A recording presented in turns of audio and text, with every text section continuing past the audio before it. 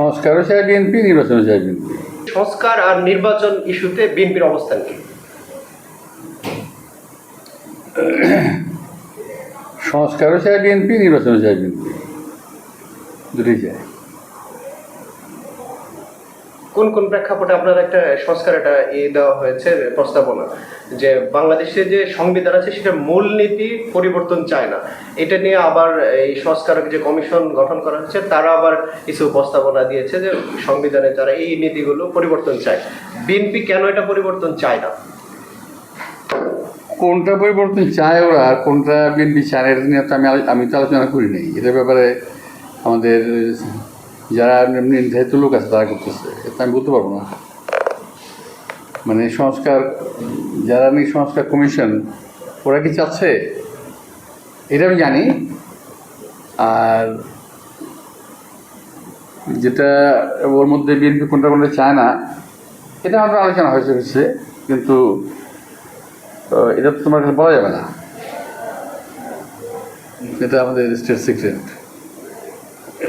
আপনারা বলছিলেন যে যৌক্তিক সময়ের মধ্যে বিএনপি জাতীয় নির্বাচন চায়। যদি যৌক্তিক সময়টা ব্যাখ্যা করেন, সরকারের এখন পর্যন্ত 7 মাস হয়ে গেছে, তাহলে কতটা সময় গেলে যৌক্তিক সময় হবে? যৌক্তিক সময়ের কথাটা কিন্তু আমরা বলছি প্রথম দিকে, একেবারে ফ্রম দ্য ভেরি বিগিনিং। এখন কিন্তু বলি না, এখন বলি ডিসেম্বরের মধ্যে, জুন জুলাইয়ের মধ্যে অথবা ডিসেম্বরের মধ্যে নির্বাচন চাই। জুন জুলাই আর ডিসেম্বর। সেই নির্বাচনের জন্য বিএনপি দলগত এবং সাংগঠনিকভাবে কতটা প্রস্তুত এখন? বিএনপি গত 17 বছর আন্দোলন করতেছে, আন্দোলনের মাধ্যমেই বিএনপি নিজেকে নির্বাচনের জন্য প্রস্তুত করে নিয়েছে। প্রার্থী বাছাই বা এই ধরনের আপনাদের কি অভ্যন্তরীণ কোনো পরিকল্পনা? এটা তো একটা প্রক্রিয়া তো আছেই, এটা তো এই সিস্টেমটা ফলো করতে হবে। পার্লামেন্টারি বোর্ড হবে, পার্লামেন্টারি বোর্ডে তোমার যাবে, অ্যাপ্লিকেশন যাবে, ওরা নিম্নলিখিত ফর্ম কিনবে, জমা দেবে, বাছাই হবে, এটা তো সিস্টেম।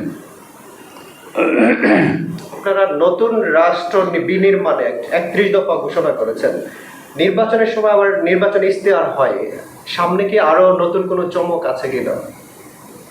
সময়ের বিবেচনা এটা বোঝা যাবে। এটা এখন তো সময় আসে নাই। আমরা তো আমাদের 2030 ভিশন ছিল, 2030 ভিশন, তারপরে ছিল 31 দফা আছে এখন পর্যন্ত, তো তার উপরে কাজ হচ্ছে। তো নির্বাচনের সময় যদি প্রয়োজন পড়ে কোনো ইশতেহারের, সেটা আমরা দেখব। এমনকি 31 দফার আলোকে আপনারা নির্বাচনে ইশতেহার দিচ্ছেন, এরকম পরিকল্পনা? এটা বলা মুশকিল। নির্বাচন আসুক না, নির্বাচন আসলে তো ইশতেহারের প্রশ্ন আসবে।